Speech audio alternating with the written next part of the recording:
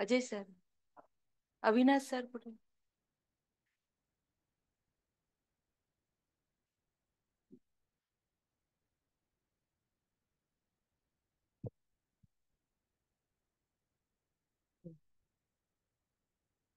Good morning, everyone, and a warm welcome to all of you.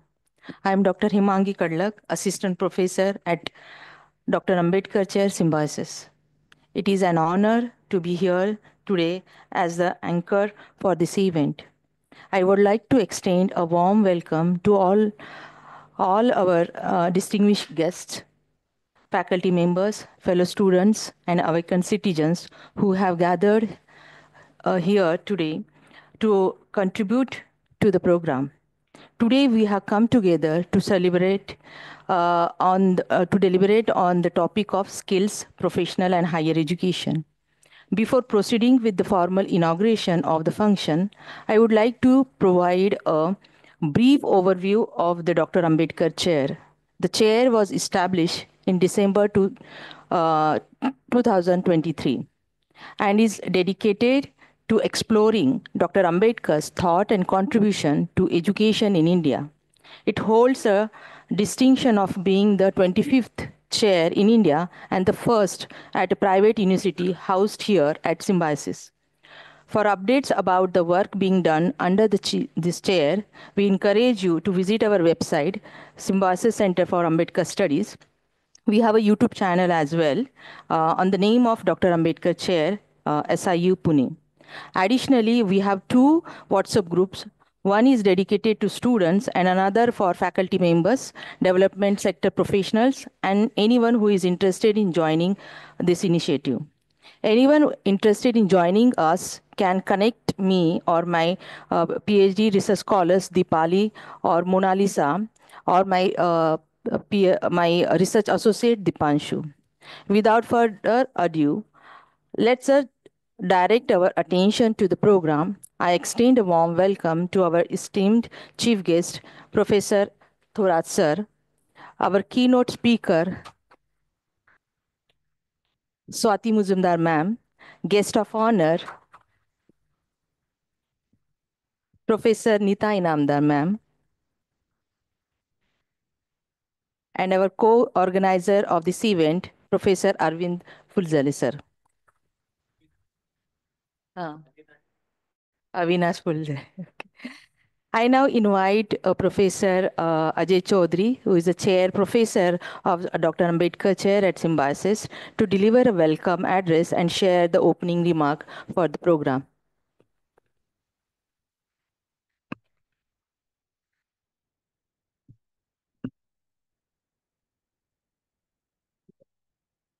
So, very good morning to all of you. And as usually we say, take with the welcome remarks what the topic is in fact. So, I would like to start with this that it's a very great pleasure to welcome you all today's session on the important and everlasting and relevant topic of skill, professional, and higher education. As we gather here, we are confronted with the evolving landscape where the demands of the global markets, the rapid pace of the technological advancement, and the changing expectation of industries and the employers are reshaping the way we approaching education and professional development. Even Dr. B.R. Ambedkar used to speak about that, the higher education a key to emancipate the human mind. So taking this particular approach, higher education has been viewed as a gateway to success, a traditional route to the knowledge and career opportunity. But today, we recognize that it's no longer just about the earning a degree. The focus is increasingly on the skills, the practical, hands-on ability that empower the individual to thrive in their chosen careers and adapt the fast-changing world around us. So in this dynamic environment, we must ask how can our educational system better equip students with the skills needed to succeed?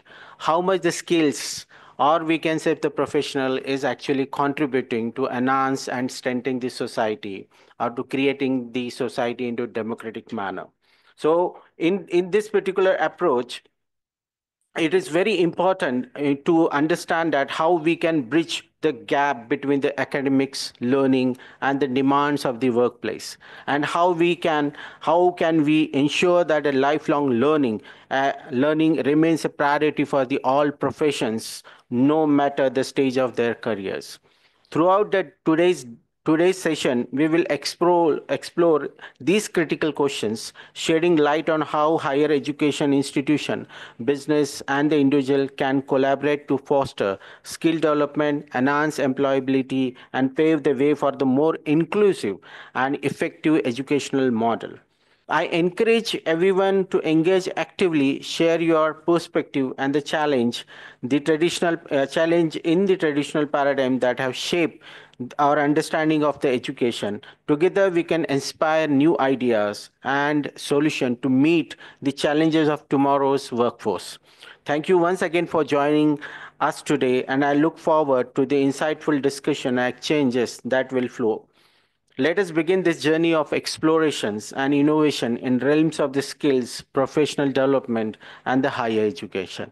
So I'm very much thankful to you, of course, on the dais and off the dais, that we all have come together to discuss this very important issue of skill, professional and higher education. Thank you very much. Thank you, Professor Chaudhary, sir, for eloquently setting the stage for today's event. Now I request Chaudhary, sir, for felicitating our esteemed chief guest, Professor Thora, sir, Swati Mujumdar, ma'am. Yeah. Please, sir.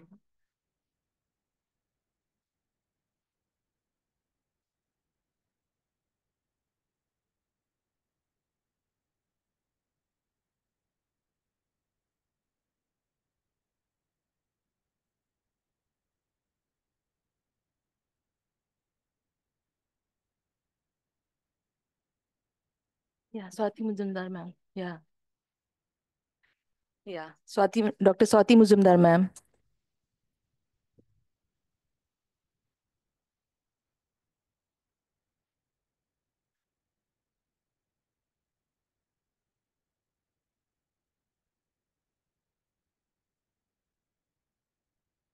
Now, now Professor Anita, madam.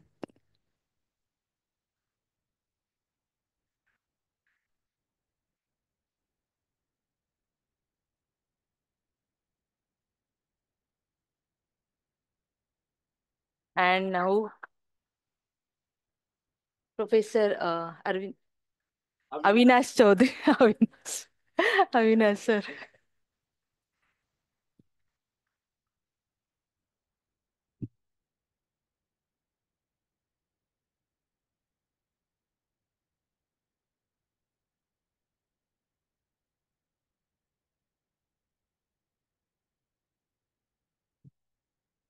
I would like to invite Professor Neeta Inamdar, ma'am, to share a few words.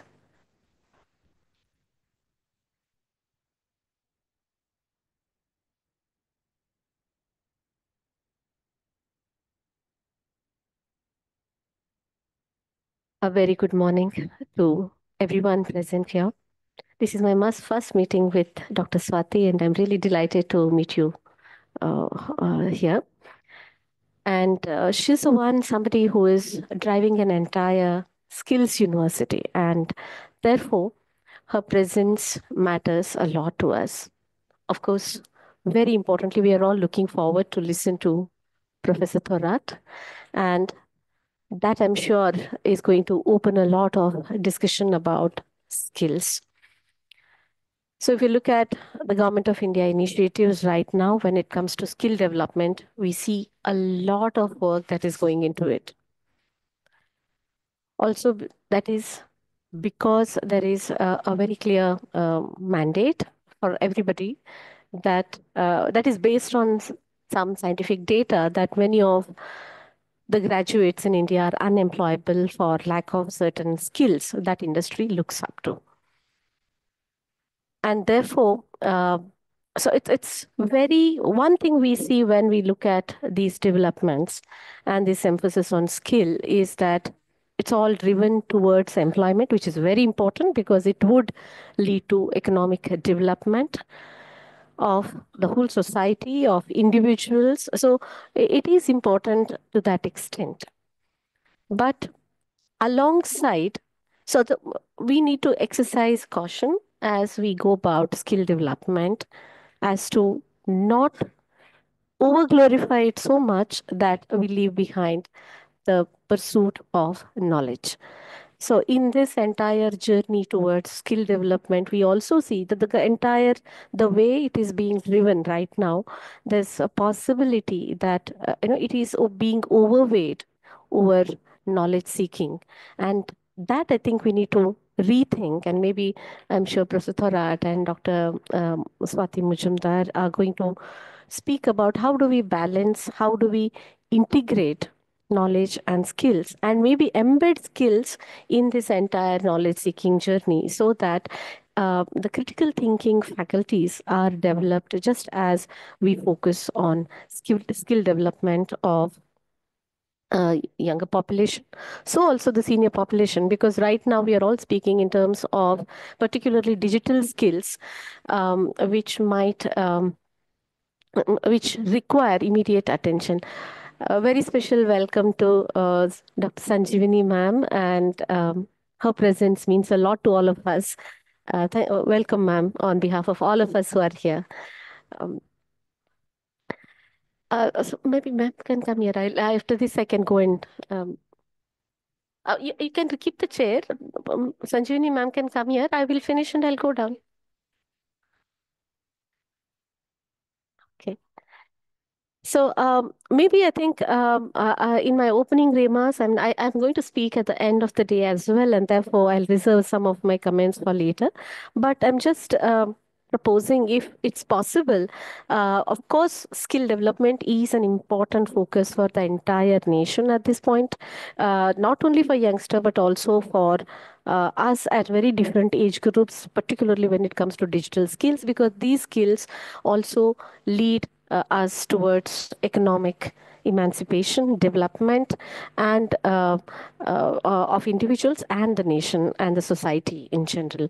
So we do need focus on that. However, not to forget that because one thing all of us agree that skills keep changing and knowledge grows, and therefore they need to go together. And how do we ensure they go together is probably what, in a very simple way, I'm putting it across as to one thing that we can discuss and see for an overall development of the human potential, and not limit it only to the economic growth. So this is what has happened. The entire education has come to entangle itself with economics so much that unless we decouple this entanglement of economics and education, we will not be able to see the humanistic values of education. And as we do that, we need to see both these things, integrate knowledge seeking and skill development to ensure the overall humanistic development. So with these very opening remarks, I welcome all of you again to this one-day deliberations on skill, professions, and education. And I'm really looking forward to listen to Professor Thorat and Dr. Mujumdar on this. Thank you very much.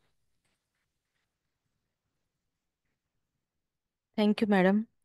I'm deeply honored to formally introduce our esteemed guests. Chief guest, Professor Thorat sir. He is a professor of Emirates at the Center for Study of Regional Development, School of Social Sciences, Jawaharlal Nehru University, New Delhi. Sir is a distinguished professor at Savitribai Phule University, Pune. He is a K.R. Narayanan Chair for Human Rights and Social Justice at Mahatma Gandhi University, Kerala. Sir is an honorary chairman of the Indian Institute of Dalit Studies, New Delhi. Sir is a former chairman of the University Grant Commission and former chairman of the Indian Council of Social Sciences Research. Now I would like to introduce our keynote speaker, Dr. Swati Mujumdar ma'am. She is a Pro Chancellor, Symbiosis Skills and Professional University, Pune. Pro Vice Chancellor, Symbiosis University of Applied Sciences, Indore. Dr. Swati ma'am is an international vocational education, skill development, and higher education experts. With 20 plus years of professional experience in education and skill development, she has been advising the Government of India and the state government of Maharashtra at national and international levels on policy related matters in higher education. Blended education model, vocational education, skill development, and distance learning. She is a policy advisor on skill development and self-finance universities. After years of research, Dr. Swati ma'am has developed a unique skill university model. Under her leadership, Symbiosis has established two skills universities, that is Symbiosis Skills and Professional University Pune and Symbiosis University of Applied Sciences Indore. With an investment of over $100 million, the two universities have a strategic focus on developing skills and competencies in students aligned with the needs of the industry. Dr. Swati ma'am has been awarded the 2024 and 2025 Fulbright Nehru International Education Administrators Seminar Grant. Now I would like to introduce our guest of honor, Professor Neeta Inamdar ma'am. Madam is Jean Monent Chair, presently working as a research professor at the Symbiosis Center for Higher Education Research and Policy Advocacy, Symbiosis. She headed the Manipal Center for European Studies, Manipal Academy of Higher Education, Manipal, for around 15 years until July this year before opting for a 1-year sabbatical. She is now on a sabbatical at Symbiosis. She has to her credit 3 co-edited books, that is Internationalization of Higher Education, The Dynamics of Educational Ecology. Second, Contours of India EU Engagement, a Multiplicity of Experiences. Third, The Reimagining Borders of Cross-Border Education. Now I would like to introduce our co-organizer of this program, that is Avinash Fulzare sir. He is a chair professor of Dr. Ambedkar Chair at RTM Nagpur University. He has a head and professor, Department of History, Param Pujya Dr. Babasaheb Ambedkar Smarak Samiti, Dr. Ambedkar College, Nagpur. Because of his deep interest, we would see this program happening. Professor Fulzare is committed to advancing historical studies and promoting inclusive education. Now I invite our keynote speaker, Dr. Swati Muzumdar ma'am, to deliver her insightful address. Please welcome ma'am.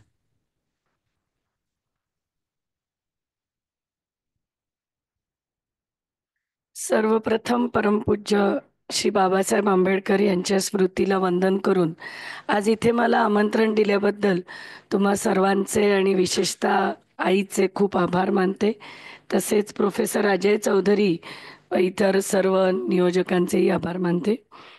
Dignitaries on the dais, our end of the dais, Dr. Sukhdev Thorat, who has always been a guiding force, not only for everyone of us at Symbiosis, but also for others in the country.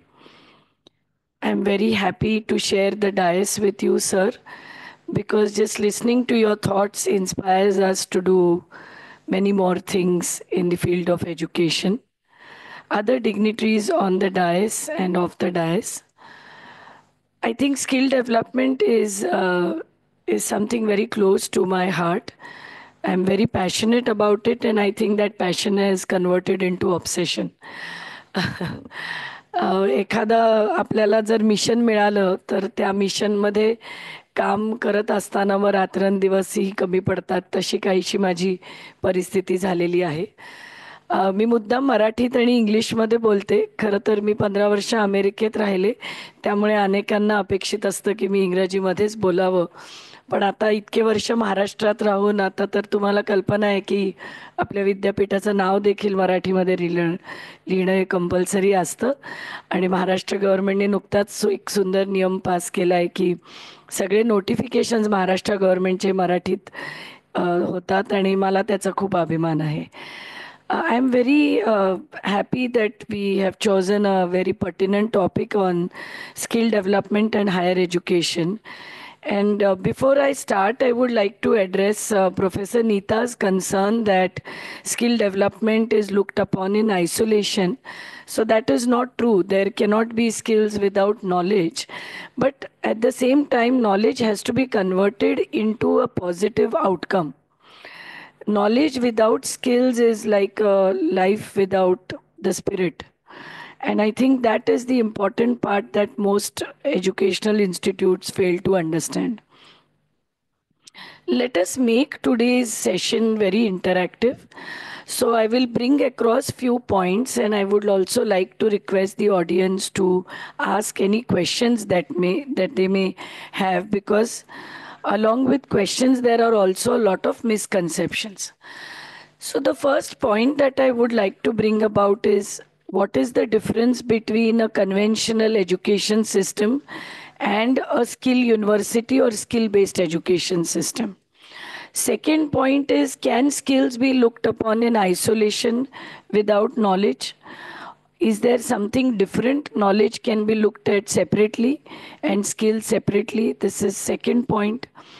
Third point is, when we say that skills have to be aligned to the industry, how do we really bring about that alignment? What is the process? How do we understand what the industry requires? Because we work in colleges. So how will we know what the industry requires?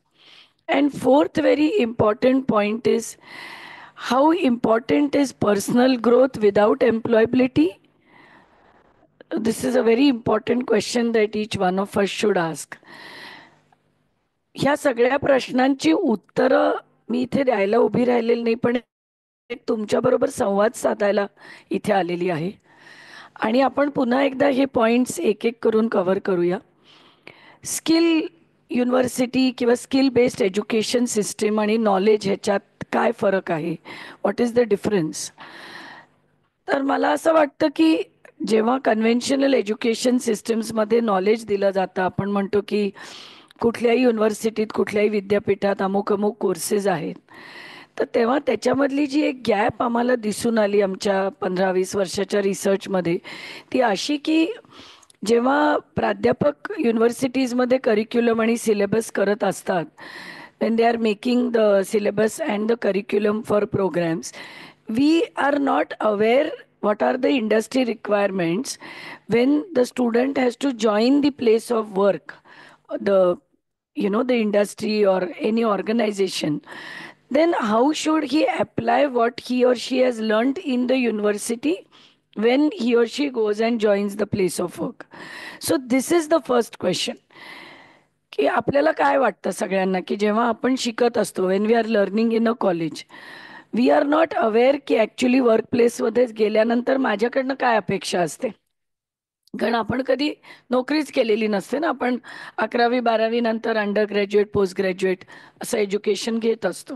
So त्या सगळ्या जर्नीमध्ये we are not aware what exactly is required from us. तर त्यालाच इंग्लिशमध्ये industry alignment किंवा skill competency development align to the industry असं म्हणतात. आणि ह्याच्यात मी पहिला पॉईंट आणि शेवटचा पॉईंट कोलिंग करते.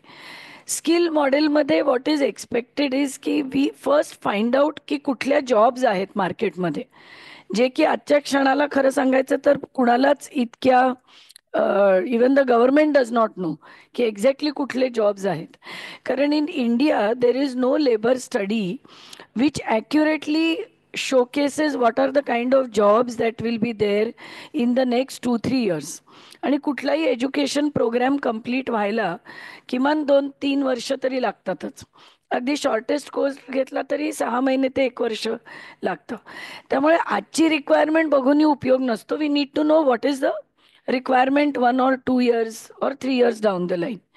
हे जे प्रेडिक्शन आहे ह्याच्यात काही ॲस्ट्रॉलॉजी नाही आहे.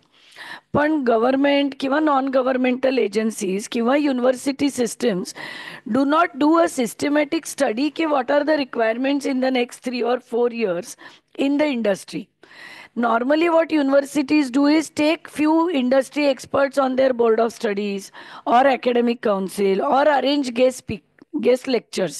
जसं आज मी इथे येऊन बोलतेय, पण त्याच्यातनं सिस्टमॅटिक स्टडी होत नाही. तर all of you are these are some research scholars also. So systematic study labour सिस्टमचा करायला इतर देशात, परदेशात अशा सिस्टीम्स असतात की जिथे 2 वर्ष 3 वर्ष पुढे लेबर कमिशनर आणि इंडस्ट्री एकत्रित येऊन रिपोर्ट्स पब्लिश करतात.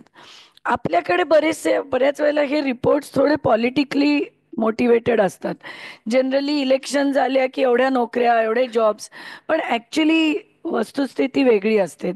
The real picture is completely different. So today, if you go and ask any IT company, they will say that there are no jobs in artificial intelligence. In the last 2 quarters, there has been a deep slowdown in the IT industry. पण तरी देखील सगळ्यात hot selling कुठले courses असतात? तर ITचे. सिम्बायसिसमध्येच असं नाही, कुठेही आय टीचा कोर्स म्हटला की लाईन लागते. आर्टिफिशियल इंटेलिजन्सचा शब्द लावला की लाईन लागते. पण त्याच्यामध्ये जॉब्स कुठले आहेत हे कोणी बघत नाही. तर ही जी गॅप आहे त्याच्याबद्दल मी ते जे पहिले 2 पॉईंट्स मांडले की what is the difference between knowledge and skills and alignment to industry. my recommendation is that all colleges, not only Symbiosis, any college, anybody who is offering any kind of education has to be in continuous dialogue with the local industry. परदेशात काय होतंय बघून काही उपयोग नाही ना. तुमच्या गावात, तुमच्या शहरात काय होतंय त्याच्याकडे तर बघितलं पाहिजे आधी, मग आपण परदेशात काय होतंय ते बघू. त्यामुळे PwC, अर्न्स्ट अँड यंग सारखे रिपोर्ट्स बघून काय उपयोग. आपल्याला हे माहिती करून घ्यायला पाहिजे की आत्ता पुण्यामध्ये किंवा जवळपास काय नोकऱ्या आहेत, महाराष्ट्रामध्ये काय नोकऱ्या आहेत. आणि प्रत्येक वेळेला why we should promote migration. जे खेड्यापाड्यात आहेत तिकडे नोकऱ्या नाहीत अशी गोष्ट नाही आहे ना, तिकडेही नोकऱ्या आहेत, पण त्याची माहिती नाही आहे आपल्याला. तर ती माहिती करून घेणं त्यालाच लेबर स्टडीज किंवा लेबर इन्फॉर्मेशन सिस्टीम्स असं टेक्निकली म्हटलं जातं. त्यामुळे माझा पहिला आणि दुसरा पॉईंट लिंक करताना मला तुम्हाला सगळ्यांना प्रश्न विचारायचे आहे की तुमच्यापैकी किती जणांना माहिती आहे की पुढच्या 1 वर्षात पुण्यामध्ये कुठल्या कुठल्या सेक्टर्समध्ये नोकऱ्या येतील. तर कोणी हातवर करून सांगू शकेल का की पुण्यामध्ये what will be the jobs. आपण खूप पुढचं नको बोलायला, what will be the jobs in the next 1 year. Does anybody know? अगदी मोकळेपणाने हातवर करून तुम्ही सांगू शकता की कुठल्या टाईपच्या नोकऱ्या असतील पुण्यामध्ये. आपण रोजच न्यूजपेपर उघडून वाचतो, अर्थात बातम्या न वाचण्यासारख्या असतात, परंतु तरी देखील आपल्याला थोडीफार कल्पना येते. तर तुम्हाला किंवा टाइम्स ॲसेंट बघितला वेनसडेचं एडिशन, तुमच्यापैकी कोणी सांगू शकेल का की कशा टाईपच्या नोकऱ्या पुण्यामध्ये असतील? पुणे आणि इतर म्हणजे पुणे हवेली तालुका म्हटलं तरी चालेल. Does anybody know? Any idea? Other young students? How many are students? Can raise your hand. How many are students? Okay, so what can the students tell me? Your perception, whatever comes to your mind. What is the first thought that comes to your mind? कुठल्या ठिकाणी नोकऱ्या असतील? इंजिनिअरिंगमध्ये असतील, मॅन्युफॅक्चरिंगमध्ये असतील, IT मध्ये असतील, data सायन्समध्ये असतील. Any answers?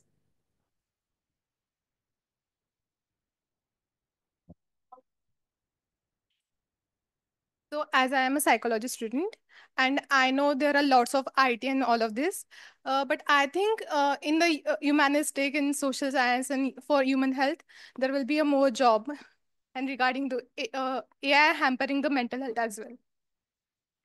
So there may be jobs in psychological counseling. What about self-employment?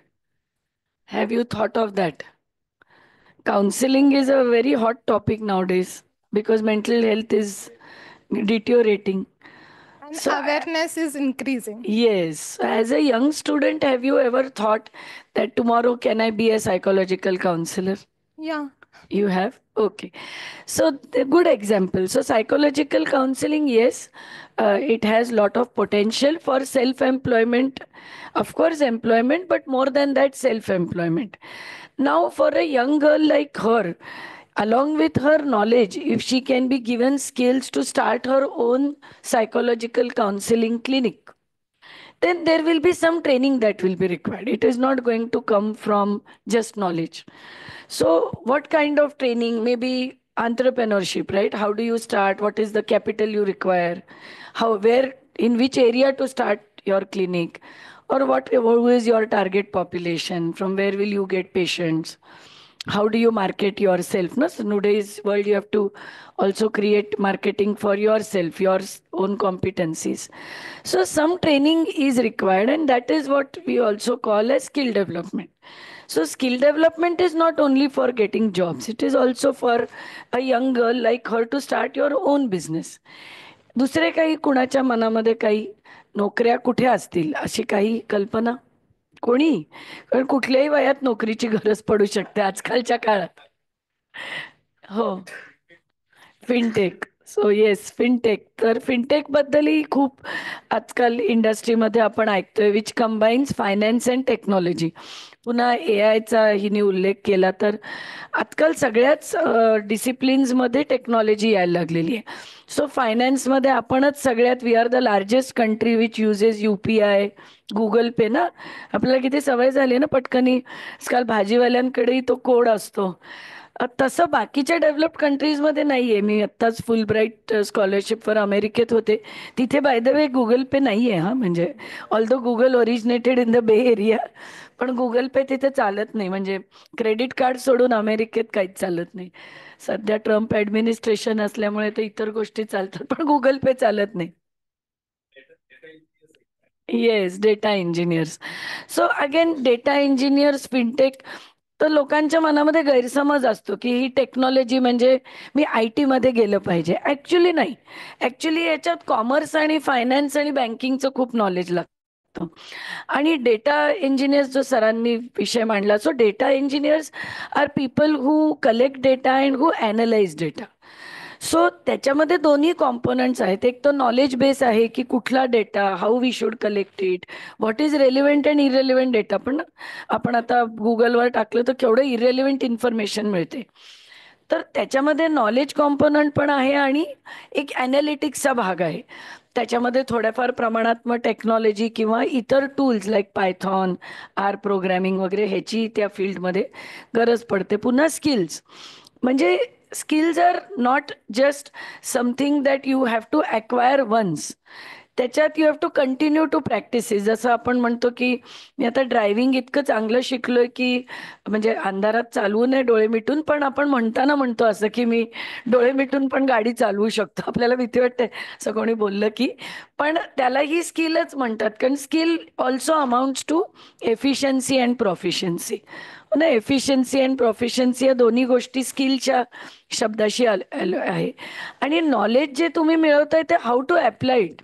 Data engineering असेल, फिनटेक असेल, तर ह्या दोन्ही फील्डमध्येही भरपूर नोकऱ्या आहेत.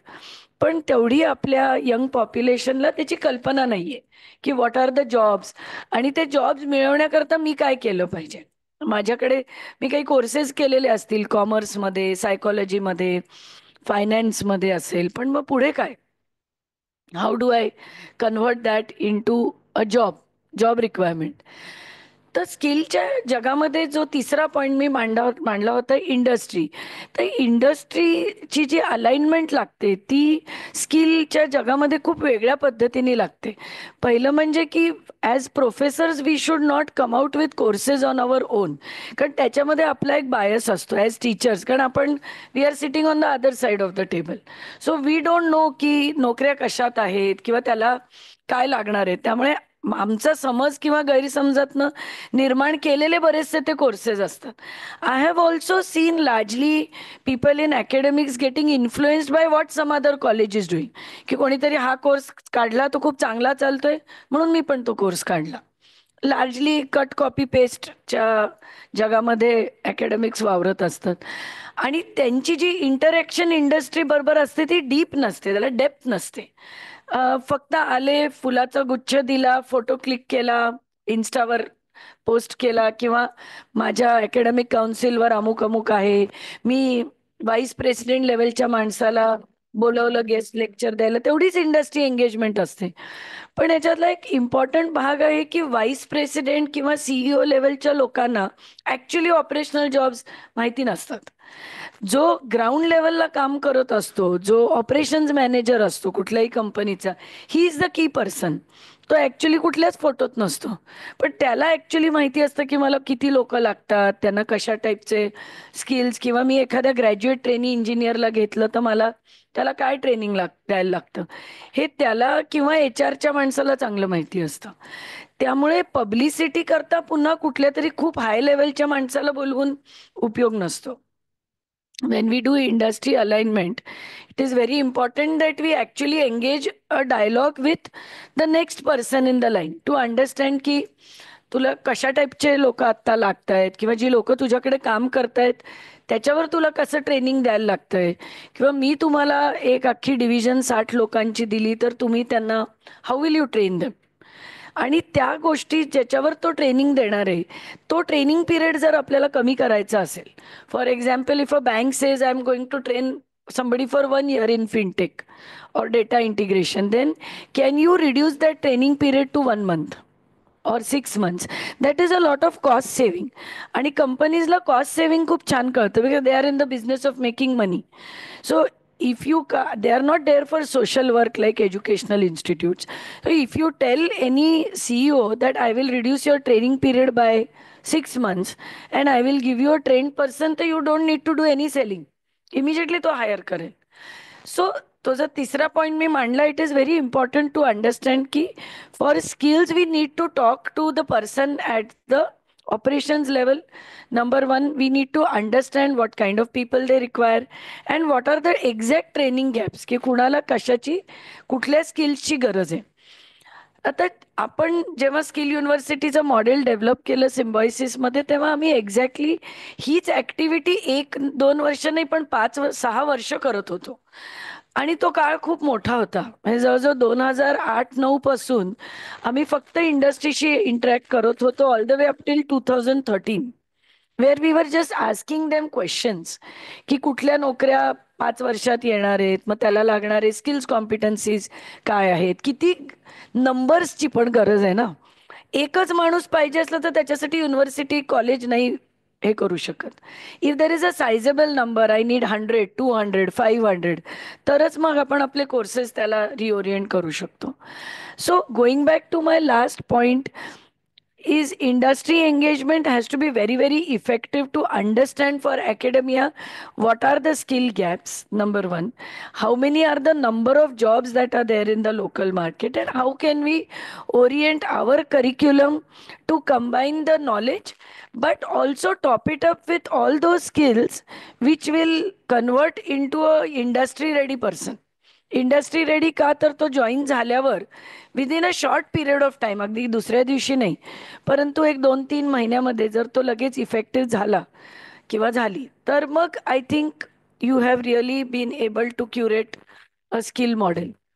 Last point which I would like to make is there is a lot of classification in our minds about skilling. Many people feel की skill म्हणजे फक्त इलेक्ट्रिशियन, ड्रायव्हर, प्लंबर. ॲक्च्युली तसं नाही आहे. म्हणजे माझ्या जॉबमध्ये स्किल्सची रिक्वायरमेंट आहे. इफ आय न्यू की I was going to be in the field of education, तर मी बरेच एज्युकेशनच्या रिलेटेड कोर्सेस घेतले असते. I am by training a technical professional, IT मधली आहे मी. सो हे पण एक गोष्ट आहे की तुमचं पॅशन आणि प्रोफेशन आर नॉट अलाइन्ड. त्यामुळे there is a high attrition in the industry, की मुलं जॉईन होतात आणि दे फील की अरे मला ह्याच्यात काम नाही करायचं, लेट मी चेंज माय जॉब. म्हणून तुम्ही पाहता की 1-2 वर्षांनी ॲट्रिशन खूप हाय असतं. सो ही जी गॅप आहे to convert that passion into profession and fill that gap, it is very important for young students to recognise what are they passionate about. त्यांना कशाची आवड आहे. अनेक वेळा आता सिम्बॉयसिसचं लॉ कॉलेज खूप चांगलं चालतं, रँक्ड अमंग टॉप 3. तर बऱ्याच आईवडिलांना वाटतं की माझ्या मुलांनी लॉयर व्हावं, परंतु everybody cannot become a Ram Jethmalani. You agree? कारण काय लिटिगेशन किंवा इतर ज्या गोष्टी आहेत त्याच्यामध्ये जे स्किल्स लागतात किंवा ओरेटरी लागते ती प्रत्येकाच्यात नसेल. तसंच काही विद्यार्थ्यांना मुळातच कोर्टात गेलं की क्लॉस्ट्रोफोबिक वाटत असेल, त्यांची आवड दुसरीकडे असेल. तर मला असं वाटतं की आईवडिलांनी पण ती रेकग्नाइज केली पाहिजे आणि try to guide the student to convert their passion into profession. Medical प्रोफेशनमध्येही मी पाहिलंय की काही असतात ते अगदी आर्टिस्ट असतात, इतके सुंदर ड्रॉइंग करतात, पण केवळ त्यांचे आईवडील डॉक्टर असतात म्हणून मग ते म्हणतात की नाही तू पण डॉक्टर हो, पण खरं त्यांना मनापासून ते आवडत नसतं आणि मग ते आयुष्यभर अनहॅपी राहतात.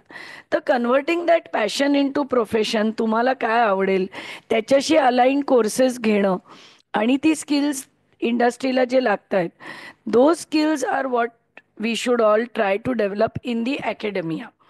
And the very last point which I want to make, and then I'll be open for any questions, but the last point I want to make is that above all of this, I think it is important to also find out what is the social impact that everything we are doing is going to make. आपण जे मगाशी मी ॲक्सेप्टेबिलिटी बद्दल बोलले की लोकांच्याकडे गैरसमज असतो की स्किल्स म्हणजे काहीतरी लोअर एंड आहे, म्हणजे फक्त प्लंबर इलेक्ट्रिशियन झालं पाहिजे, तर तसं नाही आहे. आपण एखाद्या डॉक्टरबद्दल बोलतानाही म्हणतो की स्किल्ड सर्जन आहे. तर आपण ती समाजाची मानसिकता बदलण्यामध्ये पण आपण मदत करतोय का, की people with skills do they have the same respectability. आजकाल आपण म्हणतो ना की चांगला ड्रायव्हर मिळत नाहीये, चांगला प्लंबर मिळत नाही, पण त्याच्याच बरोबर हाय एंड स्किल्स पण आहेत. आणि सगळ्या स्किल एज्युकेशन हे फक्त इलेक्ट्रिशियन प्लंबर कार्पेंटर करता नसतं, त्याच्यात अतिशय हाय एंड स्किल्स पण दिले जातात. जसं मी म्हटलं की स्किल्ड सर्जन फार प्रिसिजन स्किल आहे ना. स्किल्ड सर्जन म्हणजे खूप प्रिसिजन लागतं ना, म्हणजे चुकीचं 1% पण ह्युमन बॉडीवर ऑपरेट करताना तुम्हाला किती प्रिसिजन लागत असेल, की म्हणजे 0.0001 इतका पर्सेंटेज पण एरर नाही होता कामा ना, नाहीतर एखाद्या व्यक्तीचा जीव जाईल. तर स्किलमध्ये जी प्रोफिशियन्सी, एफिशियन्सी, प्रिसिजन असते त्याला आपण रिस्पेक्ट केलं पाहिजे, की किती एफिशियन्सीने आज तो व्यक्ती काम करत आहे. आणि हे हायर ऑर्डरचे स्किल्स आहेत, आर्टिफिशियल इंटेलिजन्सचा कोणीतरी उल्लेख केला, हे फार हायर ऑर्डर स्किल्स आहेत आणि ते स्किल्स डेव्हलप करणं शक्य आहे विथ एफिशियन्सी आणि with proper training and knowledge both. But for that universities and colleges have to understand what is the social impact, आपण काय करणार आहोत, आणि whether our passion can be converted into a profession where I can get a good job, or जसं या मॅडमनी म्हटलं तसं सेल्फ एम्प्लॉयमेंटच्या पण ऑपॉर्च्युनिटीज आपल्याकडे आहेत. तर आपला जो मेक इन इंडियाचा मंत्र आपल्या ऑनरेबल प्राईम मिनिस्टरनी दिलेला आहे, विकसित भारत, तर तो होण्याकरता खरं म्हणजे भारताला सगळ्यात जास्ती आज गरज आहे मॅन्युफॅक्चरिंगची. एकेकाळी तो होता. हजारो वर्षापूर्वी Bharat, India was non for as a manufacturing capital of the world, weather it is in gold, weather it is in metals. तुम्हाला कल्पना असेल, the most advanced metallurgical research was done in India. So ती आपली history आहे. पण नंतर आपण पुन्हा त्या कॉपी कट पेस्ट मोडमध्ये गेलो. तर whether it is possible to revive that Viksit Bharat, to make ourselves as विकसित Bharat, whether it is possible to revive that manufacturing capability that India had, which is what will give many, many jobs to our country and our young population. So thank you once again for inviting me, and I hope that all of you can get yourself acquainted with the world of skills and skill education, not only at Symbiosis, but even on your own. And if there's any guidance that is required from our end, we'll be very, very happy to collaborate and see how we can help you. So God bless you and thank you. And if there are any questions, I will feel free to ask, or even at later time, I can share my email and you can ask your questions. So thank you. God bless you.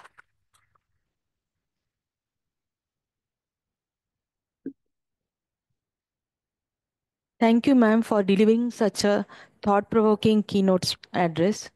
I request Professor Thuras sir to deliver expert chairperson remark.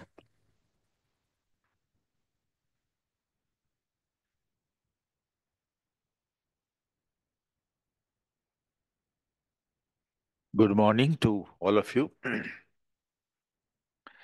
Dr. Swati Muzumdar Madam, Professor Neeta Inamdar, Ajay Chaudhari, Avinash Phulzele आणि इतर सर्व मंडळी. Doctor Ajay Chaudhari फार महत्वाच्या विषयावर चर्चा घडून आलेली आहे. Skill professional in higher education आणि स्किल एज्युकेशनचे महत्व, स्किल एज्युकेशनचं आणि नॉलेजचं जे इंटरकनेक्शन आहे, स्किल एज्युकेशन म्हणजे निवड प्रॅक्टिकल ट्रेनिंगच नव्हे, तर स्किलच्या मागं जे जे नॉलेज हवं असतं.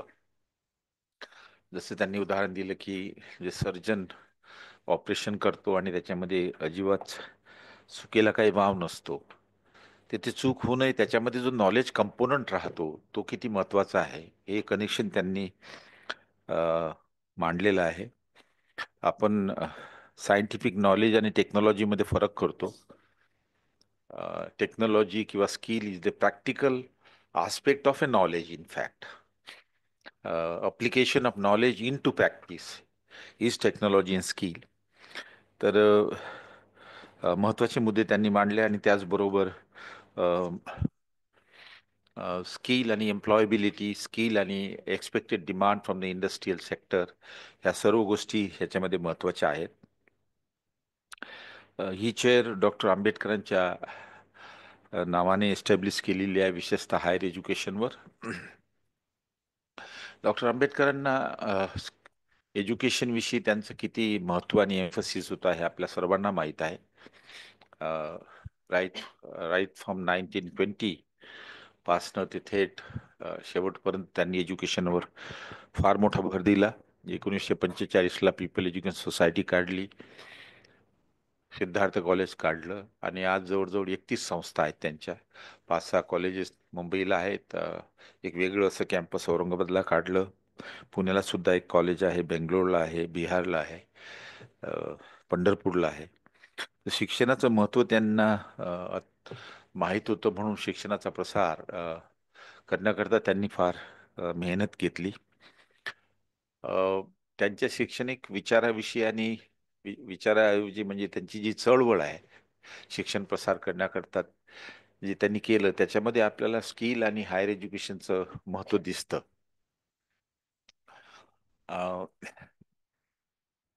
1928ला त्यांनी एक education status in Bombay presidency, त्यावेळेस बॉम्बे प्रेसिडेन्सी होतं, महाराष्ट्र आणि गुजरात मिळून.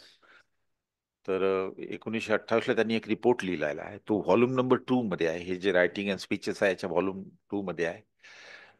तर शिक्षणाचा प्रसार इंडियामध्ये कसा झाला याचा संपूर्ण आढावा त्याच्यामध्ये आहे. ब्रिटिशांनी शिक्षण हे इंडियन लोकांकरता 1813 मध्ये सुरू केलं, फॉर्मली कायद्याची प्रोव्हिजन करून. त्या अगोदर नव्हतं.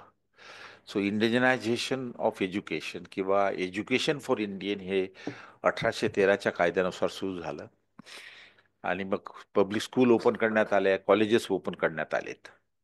परंतु गमतीची बाब अशी की त्याच्यामध्ये अजून कायद्यामध्ये असं लिखित स्वरूपात लिहिलं होतं की डिप्रेस क्लास आणि गरीब ह्यांना शिक्षण नाही देण्यात येईल. इतका पैसा खर्च करण्यात त्यांच्याजवळ नव्हतं, म्हणून जे ऑलरेडी जमीनदार आहेत, टॅक्स देणारे आहेत, इंडस्ट्रियलिस्ट आहेत आणि ब्राह्मण, ह्या इतक्याच लोकांना त्यांनी त्या कायद्यानुसार शिक्षण देण्याची प्रोव्हिजन केली. पण जोर वाढल्यामुळे मग 1854ला त्यांनी नवीन रेझोल्युशन काढला की नाही, एज्युकेशन हे डिप्रेस क्लासला आणि गरिबांना सुद्धा दिलं पाहिजे. आणि मग त्यांनी ती चळवळ केली. तर डॉक्टर आंबेडकरांनी मग 1813 पासून तर थेट 1923 पर्यंत त्याच्यामध्ये आकडेवारी दिलेली आहे. प्रायमरी शाळेमध्ये किती विद्यार्थी, हायस्कूलमध्ये किती, उच्च शिक्षणामध्ये किती, आणि सर्वच म्हणजे ओबीसी, ब्राह्मण, टोटल, मुस्लिम, सिख्स. तर त्यावरून आपल्याला दिसतं की 1923 पर्यंत विशेषतः डिप्रेस क्लासमध्ये, त्यावेळेस दलित आणि यांना डिप्रेस क्लास म्हणायचे, शिक्षणाचं प्रमाण काहीच नव्हतं. जरी 1854ला शिक्षण ओपन केलं तरी शाळेमध्ये नाव दाखल करणं आणि शिक्षण घेणं हे फार कठीण होतं. शाळा ह्या संपूर्ण उच्चभ्रू समाजाच्या हाती असल्यामुळे ते एंट्री देत नव्हते. एंट्री गेल्यानंतर जे डिस्क्रिमिनेशन होतं तो भाग वेगळा. एक धारवाडचा एक मुलगा होता, मला वाटतं तो त्याचा वडील तंबाखूचे व्यापारी होते. त्याजवळ पैसे वगैरे असल्यामुळे त्याने ऍडमिशन घेण्याचा प्रयत्न केला धारवाडला.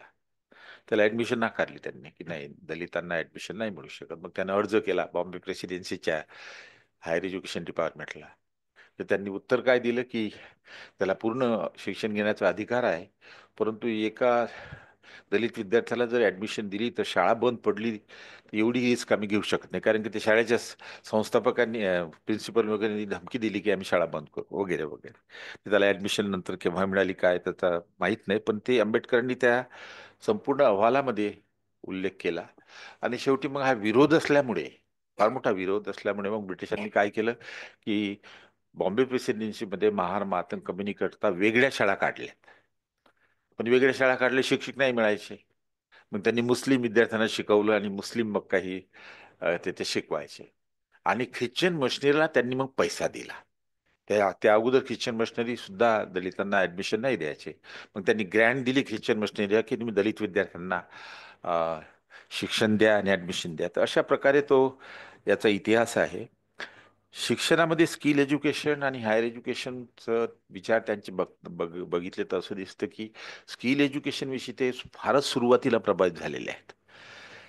1913 ते 16 ते अमेरिकेमध्ये होते, कोलंबिया विद्यापीठामध्ये. तर 1913ला बुकर टी वॉशिंग्टन जो आहे, जो पहिला ब्लॅकचा नेता आणि ऍक्टिव्हिस्ट, पहिला is the first one, very poor background मधून आलेला, तर त्यांनी पहिल्यांदा व्होकेशनल स्कूल ब्लॅक करता सुरू केला. ती आज मोठी विद्यापीठ आहे आणि इन्स्टिट्यूट आहे. आणि तिथूनच मग आज अमेरिकेमध्ये जे कम्युनिटी कॉलेज आहेत ब्लॅक करता, त्याच्यामध्ये प्रामुख्यानं स्किल एज्युकेशन आणि प्रोफेशनल कोर्सेस दिल्या जातात. तर त्या कम्युनिटी कॉलेजची चेन आहे आज. म्हणजे there are thousands of community colleges जिथे ब्लॅक विद्यार्थी असतात. त्याची सुरुवात झाली बुकर टी वॉशिंग्टननं. डॉक्टर आंबेडकरांनी एकदा लिहिलेलं आहे, कारण का त्यांचा देहांत बुकर टी वॉशिंग्टनचा 1913 झाला. आंबेडकर वॉशिंग्टनमध्ये होते, तर त्यांच्यावर त्याचा परिणाम झाला. त्यांची ऑटोबायोग्राफी सुद्धा वाचली त्यांनी, फार इंटरेस्टिंग ऑटोबायोग्राफी बुकर टी वॉशिंग्टनची. तर स्किल एज्युकेशन आणि व्होकेशनल एज्युकेशन आपल्याला मग असं दिसतं की तुम्ही जर इंडिपेंडंट लेबर पार्टी जी आंबेडकरांनी 1937ला काढली, त्याच्यामध्ये प्रामुख्याने भर आहे skill education. Primary education, middle education, higher education, पण स्कूल आणि व्होकेशनल एज्युकेशनवर त्यांनी भर दिला. शेड्यूल कास्ट फेडरेशन जी दुसरी पार्टी झाली, त्याच्यावर त्यांनी स्किल एज्युकेशन बरोबर हायर एज्युकेशनवर सुद्धा त्यांचा भर आहे. तर त्यांची कारण मीमांसा दिली. त्याचे कारण दिलेत की स्किल एज्युकेशन आणि प्रोफेशनल एज्युकेशन का दिलं पाहिजे. स्वाती मुजुमदारनी एम्प्लॉयबिलिटीचा मुद्दा फार व्यवस्थितशीरपणे मांडलेला आहे. तर डॉक्टर आंबेडकरांना हे त्यांनी डेटा दिला असताना त्यांनी आर्ग्युमेंट अशी केली की जर तुम्ही शेड्यूल कास्टचे एकूण वर्कर घेतलेत, total worker in rural and urban area, तर जवळजवळ 50 to 60% हे कॅज्युअल लेबर आहेत. जमिनी नसल्यामुळे सेल्फ एम्प्लॉईड फार्मिंग करता येत नाही, सेल्फ एम्प्लॉईड धंदा करता येत नाही, कारण का कॅपिटल नसतं. त्यामुळे त्यांचं खरं जे सोर्स ऑफ लाईव्हलीहूड आहे ते लेबर आहे. मग त्याच्यामध्ये लेबरमध्ये कॅज्युअल लेबर येतं, रेग्युलर सॅलरीड लेबर येतं, सरकारी नोकऱ्या, प्रायव्हेटमधल्या रेग्युलर सॅलरीड जॉब. पण प्रामुख्यानं कॅज्युअल लेबरचं प्रमाण 41% होतं. मग त्यांनी म्हटलं की जर एम्प्लॉयमेंट आणि लेबर हे जर मुख्य साधन असेल दलित आणि ट्रायबलजवळ जमिनी होत्या पण दलिताजवळ, तर त्यांना स्किल देणं, व्होकेशनल एज्युकेशन देणं, म्हणजे यांच्या माध्यमातून त्यांची एम्प्लॉयबिलिटी वाढेल. The probability to get a job will increase because of skill आणि रिलेव्हंट स्किल. तर याच्यावर त्यांनी जोर दिला. आणि त्यानंतर आपण बघतो की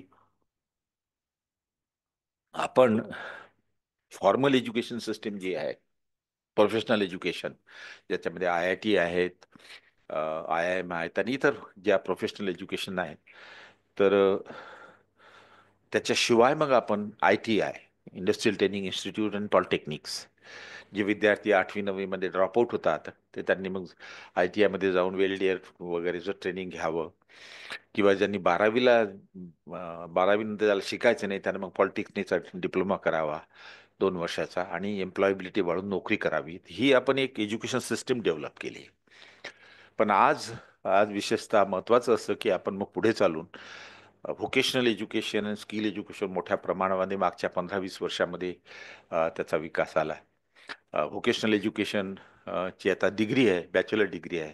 मला आठवतं की मी युजीसी चेअरमन असताना थोडेफार प्रयत्न केले, तर त्यावेळेस एज्युकेशनमध्ये नॉर्मल एज्युकेशनमध्ये स्किल कशी आणायची, जे जर्मनीचं मॉडेल आहे की जर्मनीमध्ये विद्यार्थी हायस्कूलमध्ये शिकतो आणि त्याला स्किल नॉलेज दिलं जातं आणि स्किल करता इंडस्ट्रीबरोबर पाठवलं जातं 6 महिन्याकरता किंवा 4 महिन्याकरता, आणि इंडस्ट्री त्याला हे सुद्धा देते, पैसे सुद्धा देते, कारण का त्यांचं उत्पन्न वाढतं.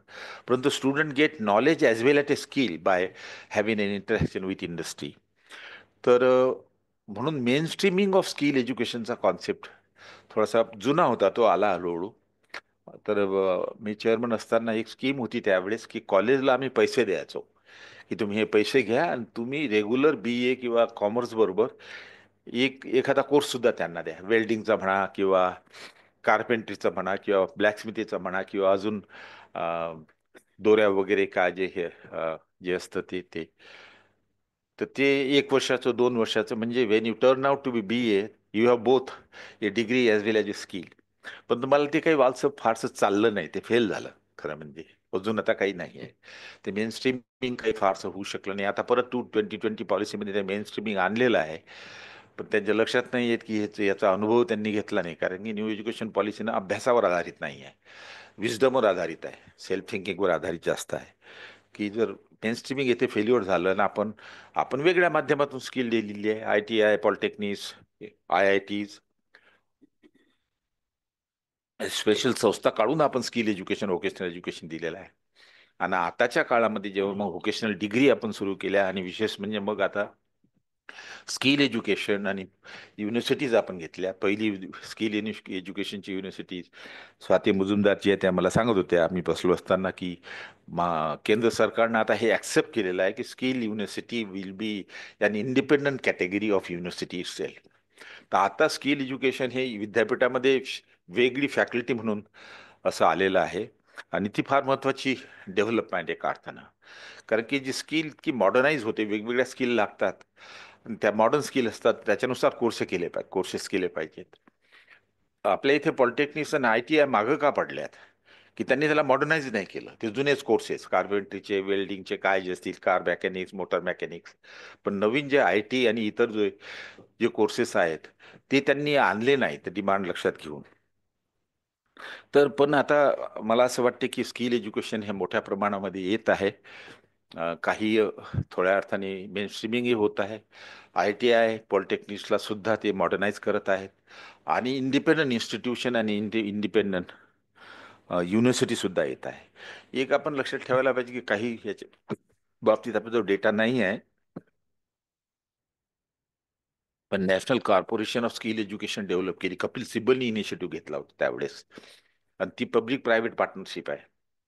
आणि तिथे त्यांनी एक महत्त्वाचं काम केलं, ते हे केलं की संपूर्ण देशामधले जे ट्रेनिंग देतात त्यांना त्यांनी सर्टिफिकेशन देण्याचा प्रयत्न केला त्यांनी, की आम्ही सर्टिफिकेशन देऊ म्हणजे ते ॲक्सेप्टेबल होईल एम्प्लॉयमेंट करता. आणि त्याच्यावर ते पब्लिक प्रायव्हेट पार्टनरशिप असल्यामुळे इंडस्ट्रीसुद्धा आहेत, आणि त्या इंडस्ट्री तिथे आपल्या त्या रिक्वायरमेंट व्यक्त करतात की आम्हाला इंडस्ट्रीला ही डिमांड आहे, ही स्किल पाहिजे, मग तशा पद्धतीनं तुम्ही ह्या सर्वांना सांगा की त्याच्यामध्ये स्किल एज्युकेशनचे कोर्सेस करा. तर हे आता स्किल एज्युकेशन एक मोठ्या प्रमाणामध्ये विस्तारित होत आहे. आता 2020 पॉलिसीच्या अंतर्गत काय झालेलं आहे की विद्यापीठ जर असेल आणि स्किल एज्युकेशनचं सर्टिफिकेट डिप्लोमा करायचं असेल तर ते आउटसोर्स करतात. ज्या कोणाला सुरू करायचे त्यांनी करावं, पण विद्यापीठाच्या ज्या रिक्वायरमेंट आहेत त्या पूर्ण कराव्या, आणि त्यांना मग ते सर्टिफिकेट देण्याचा अधिकार करतात. ते लिगलाइज होत आहे. तर हे एका अर्थानं मला असं वाटते हा चांगला एक विकास आहे स्किल एज्युकेशनच्या माध्यमातून. पण तरीही आपली स्थिती ही स्किलची जी रिक्वायरमेंट आहे त्या हिशोबानं फार कमी आहे, फार मागावं आपण. मी असं डेटा बघत होतो, 2022-23चा नॅशनल सॅम्पल सर्व्हे जो एम्प्लॉयमेंटचा डेटा देतो, तर तेथे जे वर्कर्स आहेत एकूण कंट्रीमध्ये, ॲग्रिकल्चर, नॉन ॲग्रिकल्चरमध्ये आहेत, तर त्या वर्करची ट्रेनिंग आणि स्किल एज्युकेशन किती आहे याच्याविषयी 2-3 प्रश्न तेथे असतात.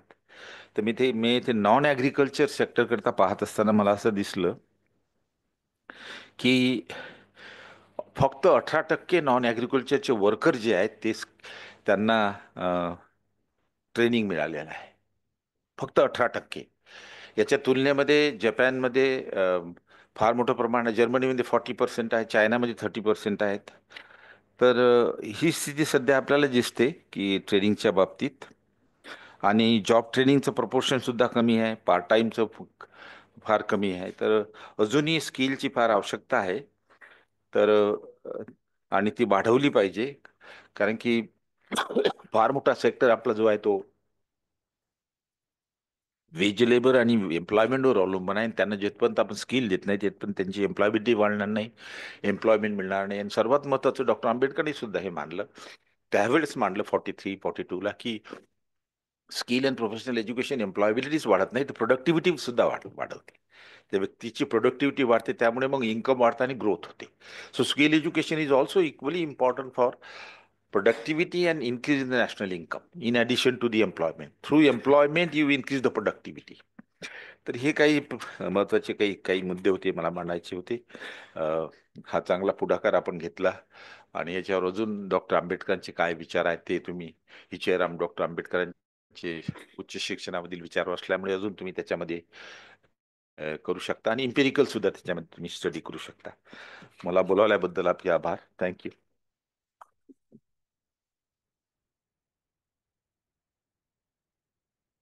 Thank you, sir, for the awakening remark. I kindly request Professor Thora, sir, to inaugurate the book, Bharataचे Samvidhan, authored by Dr. Ravindra Howle, sir.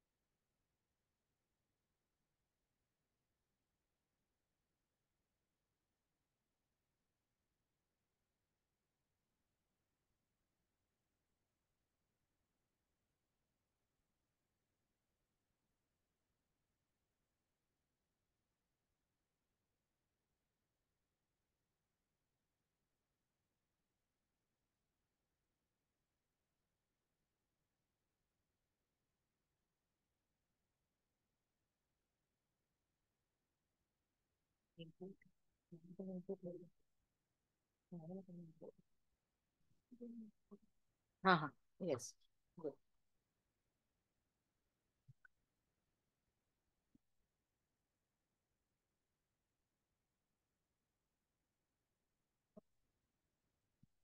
आज या कार्यक्रमासाठी उपस्थित असलेले UGCचे माजी चेअरमन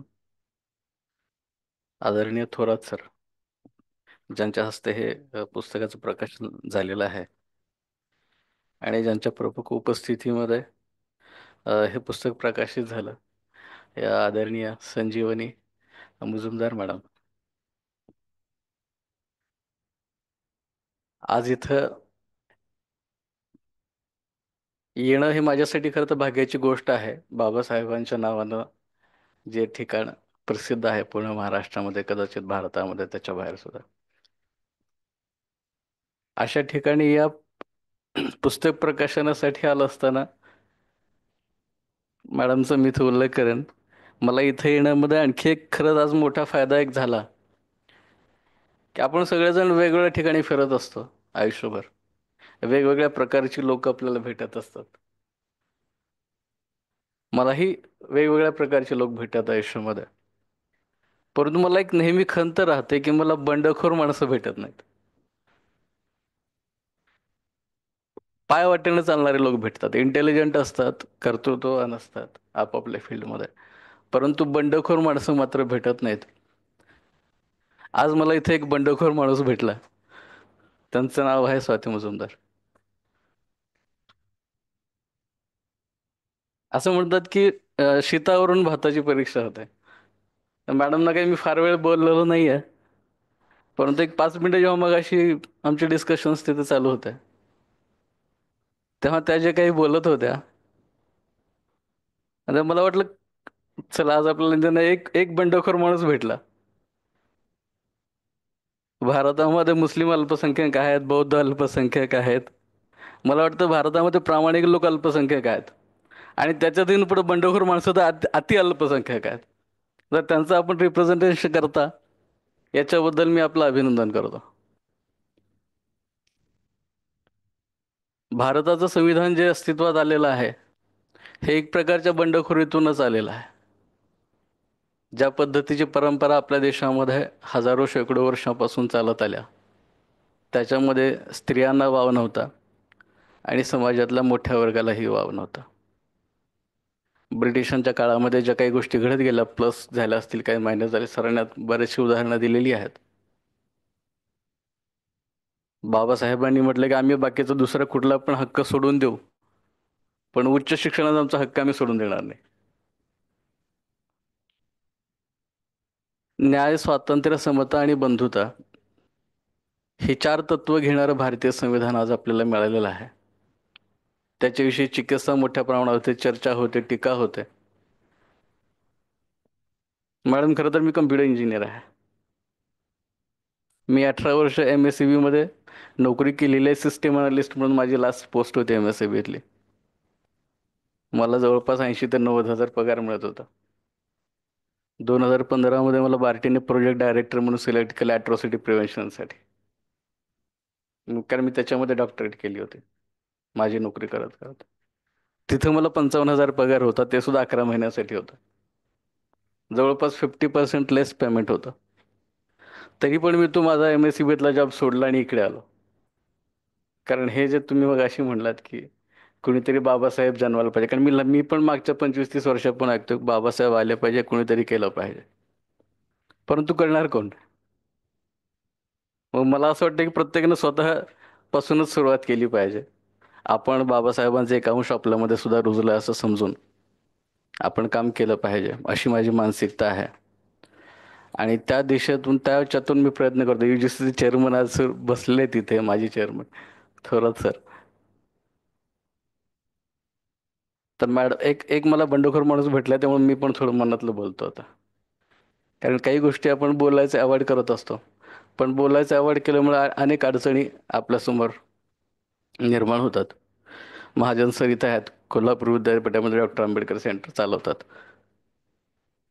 मागच्या महिन्यामध्ये त्यांनी मला तिथं संविधानावरती बोलण्यासाठी बोलावलं होतं. 2च मिनिटांमध्ये संपवतो. तो प्रश्न मग अशी मॅडमच्या सुद्धा बोलण्यातून आला, त्यामुळे मी तो फक्त मुद्द्याचा उल्लेख करतो. कुलगुरू सुद्धा तिथे बसले होते. मी सरांना म्हटलं की सर, आपल्याकडे सेट नेट PhD लोक दरवर्षी होतात, हजारोनी होतात.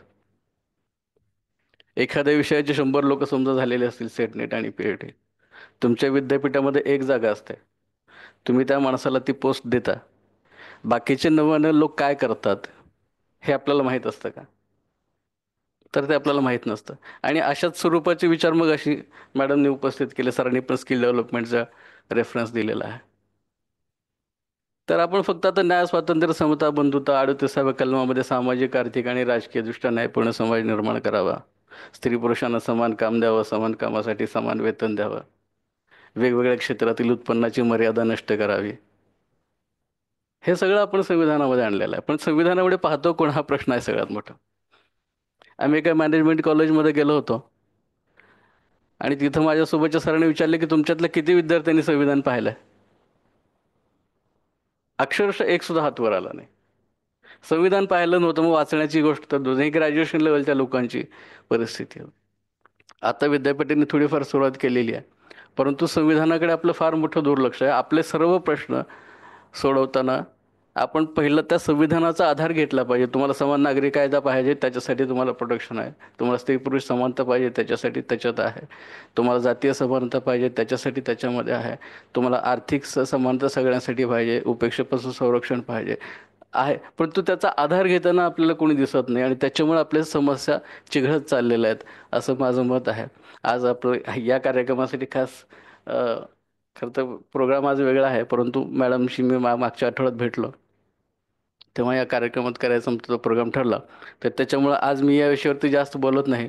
परंतु मुजुमदार मॅडम आहेत, त्यांना माझी ही रिक्वेस्ट असेल की हे संविधानाचं अमृत महोत्सवी वर्ष आहे आणि त्यांच्या वेगवेगळ्या इन्स्टिट्यूट्समध्ये संविधानविषयक जनजागृतीच्या अनुषंगानं त्यांनी काही प्रोग्राम्स आयोजित करावेत. जिथं जिथं मला शक्य होईल तिथं मी संविधानाविषयी लोकांना माहिती देऊ शकतो. मागची 20-25 वर्ष मी संविधानाचा अभ्यास सातत्यानं करत आहे. संविधानावरचं हे माझं 5वं पुस्तक आहे. याच्यापूर्वी जवळपास मी 20-25 पुस्तकं लिहिलेली आहेत. हे 26वं पुस्तक आहे. या पुस्तकाच्या प्रकाशनासाठी मॅडमनी मला संधी दिली इथं. त्याबद्दल मी संस्थेचं आणि मॅडमचं आभार मानतो. सरांनी ते हे पुस्तक त्यांना म्हणजे माझ्याविषयी काही माहिती नसताना हे पुस्तक प्रकाशित करण्याचं मान्य केलं, याबद्दल सरांचे आभार मानतो. आणि आपल्या सर्वांनी या कार्यक्रमासाठी उपस्थित राहिल्याबद्दल आपल्या सर्वांना धन्यवाद देतो आणि थांबतो. Yeah. Now we will move to the prize distribution to 3 students who won the essay writing competition in celebration of the 76th year of Republic Day 2025. The topic of the competition was the role of Constitution in the day-to-day life of a common citizen. Conducted from 23rd January to 25th January 2025. So the awardees are, the first prize goes to Rishikesh Madhvi.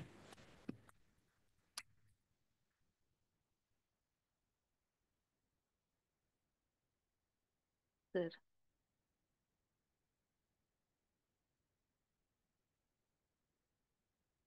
एकेकाने एक एक दोन तरी चालेल. 3 prices आहेत ना, first second third. हा, एकेकाने एक. Rishikesh Madhavi.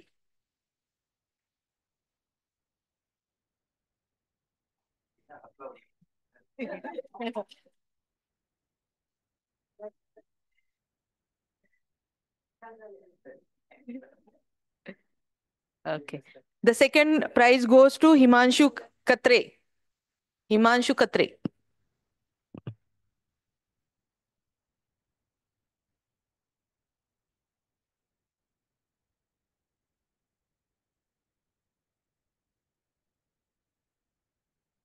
The third prize goes to Poonam Bhandarkar.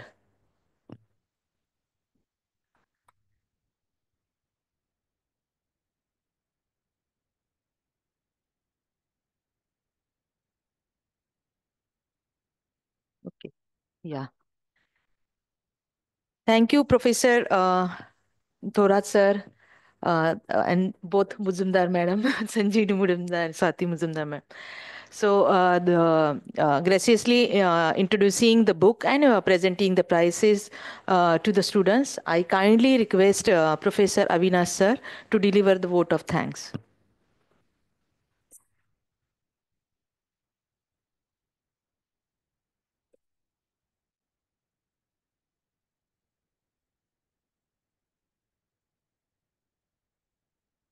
सर्वप्रथम तथागत गौतम बुद्ध परमपूज्य डॉक्टर बाबासाहेब आंबेडकर यांना मी त्रिवार वंदन करतो. I, Professor Avinash Fulzile, express my gratitude on behalf of Dr. Ambedkar Chair, RTMNU Nagpur University, Nagpur, and Dr. Ambedkar Chair, Symbiosis International University, Pune. It is my privilege to deliver the vote of thanks at the inaugural function of today's enlightening event on theme Skill, Professions, and Higher Education. First and foremost, I would like to express my heartfelt gratitude to Chairperson Professor S.K. Thorat, former Chairman of UGC and CSIR, for giving valuable time to this program and enlighten us. The keynote speaker, Dr. Swati Mujumdar, Pro Vice Chancellor, Symbiosis Skill and Professional University, Pune, and Symbiosis University of Applied Science, Indore, whose insight have illuminated the importance of equipping ourselves with relevant skill and dynamic nature of profession and the ever evolving role of higher education in shaping career. Their knowledge and expertise have inspired to us think behind tradition pathway and embrace a future driven by innovation and adaptability. I like to express my heartfelt gratitude to Professor Neeta Mujumdar, Jean Monnet Chair and Research Professor at Symbiosis Center for Higher Education, for taking time and participate in inaugural program. I also would like to express my heartfelt gratitude to Sanjeevani Mujumdar Madam for taking the time to participate in inaugural program. I would also like to extend my sincere thanks to Professor Ajay Chaudhary, Chair Professor Dr. Ambedkar Chair Symbiosis, and Dr. Himangi, Assistant Professor Dr. Ambedkar Chair Symbiosis, whose meticulous planning and efforts made for event a great success.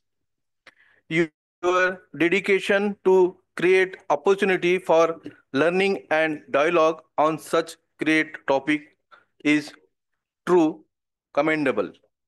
A big thank you to participants and attendees for your enthusiasm, thought-provoking questions, and active engagement.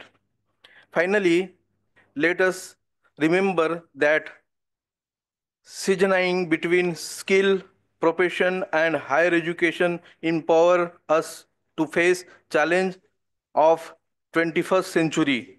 May we continue to foster an mindset of lifelong learning and skill development in our personal and professional journey. Thank you and have a wonderful session ahead. Thank you. We'll take a short break, okay, for tea break. Yeah.